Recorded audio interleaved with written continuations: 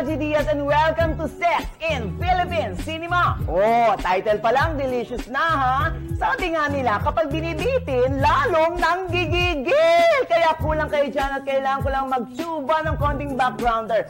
Konting panghimagas, ika nga mga kapatid, ha? Alam niyo ba na ang first sexy or bomba film ay ipinalabas noong 1970? Yes! Ang pelikulang ito ay nag-feature ng 10 sexual encounters at ang pinaka-highlight, ang pagtakbo ng hubot-hubad ni Merly Fernandez.